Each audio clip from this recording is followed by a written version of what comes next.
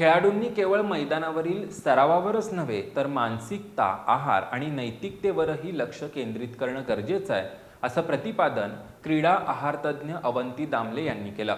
शिवाजी विद्यापीठात क्रीडा मानसशास्त्र, क्रीडा पोषण आणि डोपिंग या विषयावर विशेष चर्चासत्राचं आयोजन करण्यात आलं होतं। खेळाडूंच्या सर्वांगीण विकासासाठी मानसिकता, योग्य आहार आणि नैतिकता अत्यंत महत्त्वाची आहे, असं क्रीडा आहारतज्ज्ञ अवंती दामले यांनी सांगितलं।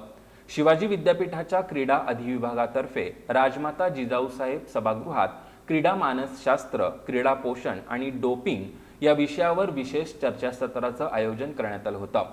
यावेळी मार्गदर्शन करताना अवंती दामले यांनी खेळाडूंनी आपल्या आहाराकडे गांभीर्याने लक्ष देण्याचं आवाहन केलं। डाळी, कडधान्ये, भरड धान्ये, मध, दूध, गूळ आणि बटाटा यांसारख्या पदार्थांचा योग्य प्रमाणात आहारात समावेश करावा। तसंच पुरेशी झोप आणि योग्य प्रमाणात पाणी पिणंही तितकंच महत्त्वाचं असल्याचं त्यांनी सांगितलं।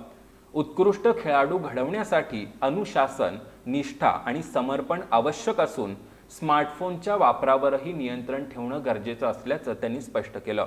फिजिओथेरपिस्ट डॉक्टर यशवंत वेलवणकर यांनी खेळाडूंच्या यशासाठी मानसिक आणि भावनिक तयारी महत्त्वाची असल्याचं सांगितलं। अपयश पचवणारे खेळाडूच मोठे होतात। डोपिंगचे दुष्परिणाम दीर्घकालीन असून त्यामुळे खेळाडूंच्या संपूर्ण आयुष्यावर परिणाम होऊ शकतो, असा इशाराही त्यांनी दिला। कुलगुरू डॉक्टर रजनीश कामत यांनी खेळाडूंनी एकाग्रता, आत्मविश्वास आणि भावनांवर नियंत्रण ठेवणं आवश्यक असल्याचं सांगितलं।